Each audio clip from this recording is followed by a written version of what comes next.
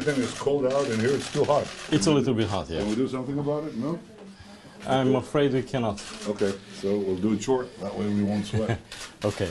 So, Prime Minister, first of all, I have to say that I'm really happy to have this interview with you. Thank you very much for being so kind.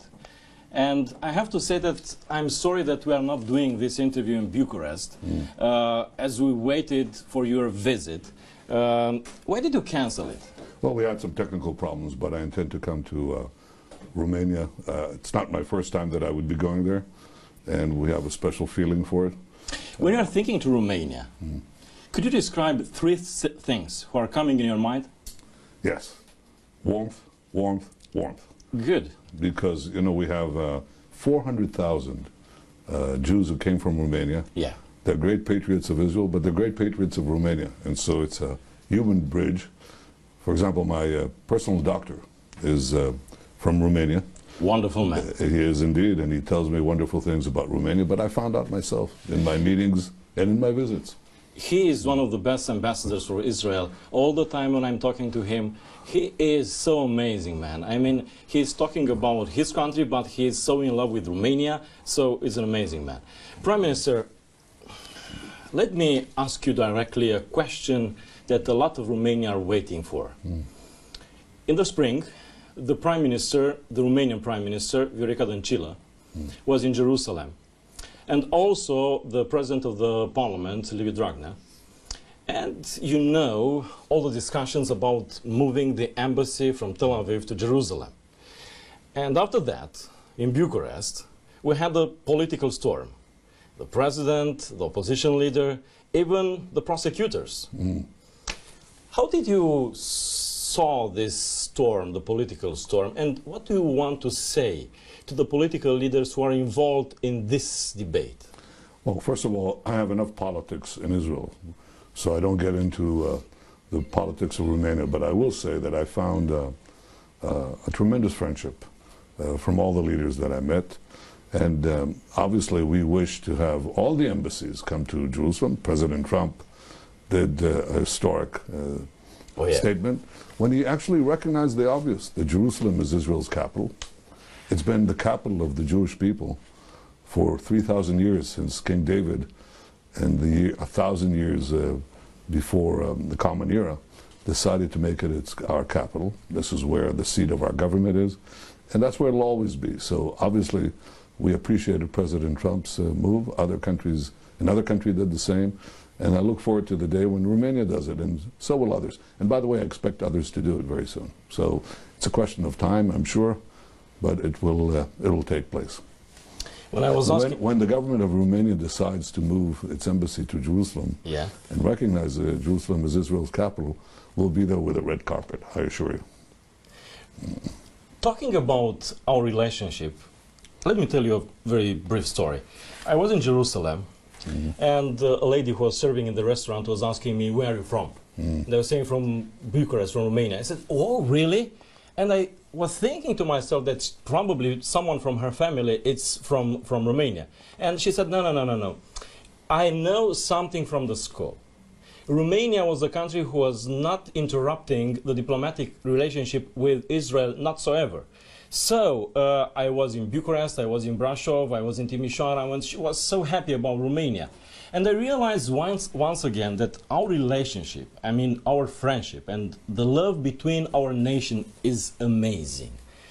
The question is, the partnership between our two states, it is on the same level, in your opinion, between our governments, is on the same level? Well, I think it's reflected in the depth of contacts. You know, we cooperate in so many areas, and Israeli investors invested in Romania. First of all, they thought it was good business, but also I think it's a reflection of the sympathy. We cooperate on matters of security, anti-terror.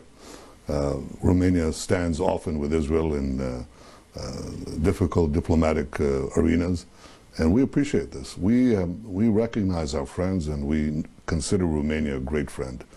How do you work with the Romanian government now, and what do you expect? I mean, can we have like a grade to say our relationship with the Romanian government is, I don't know, 7, but How can you... I don't rank it as It's a not 7. 7? No, I rank it higher.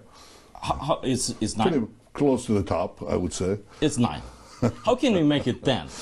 Well, how can you make it 1,000? Well, I'm a going million? to meet the Prime Minister right now in Yeah. this important summit. And I'm very proud of the fact that it's the first summit that a foreign leader has been invited. I take it as a compliment to my country and to my people and to our friendship.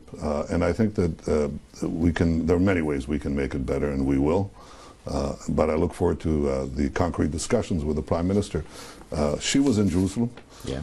We had a very, very good meeting, and I'm sure we'll have a good one now. But it's on an upward trajectory because of the natural sympathy, because of common interests, because of common values.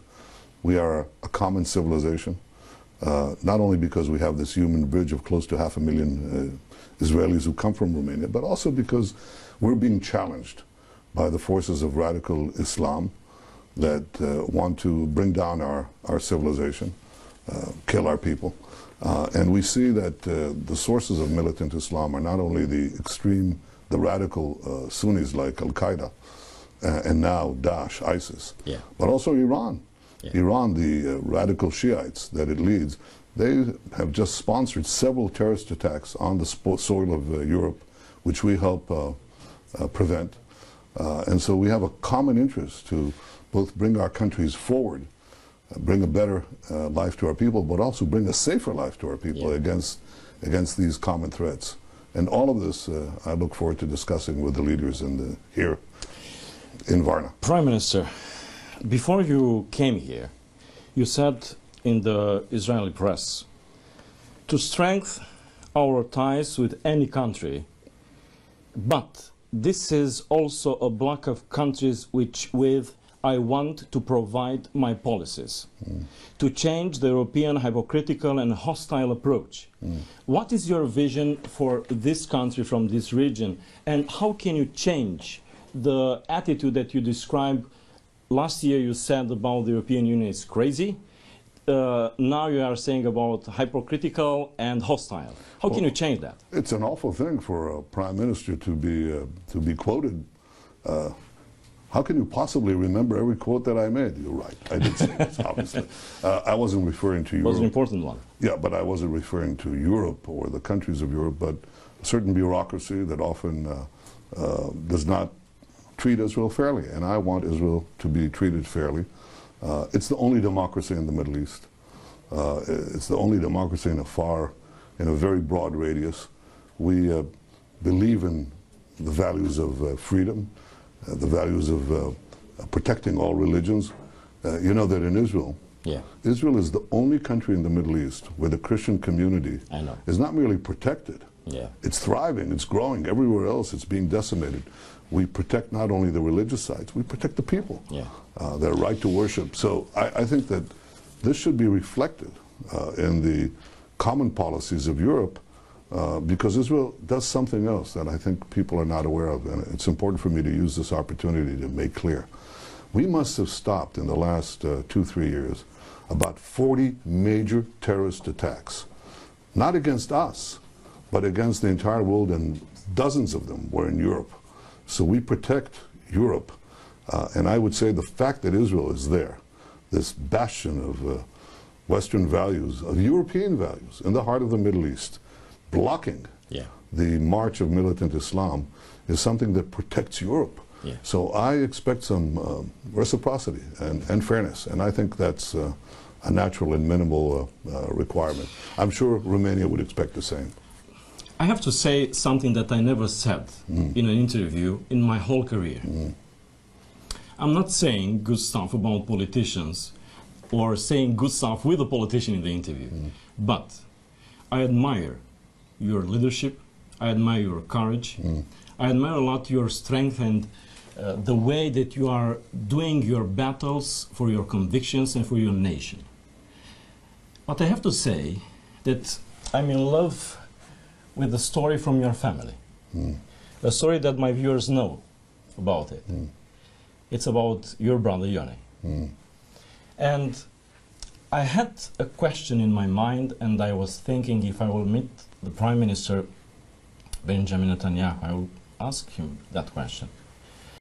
Well, first, I very much appreciate your attitude, Mihai. Yeah.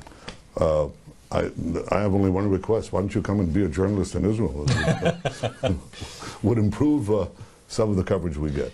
But in all seriousness, there's not a day I don't think of my brother and his legacy.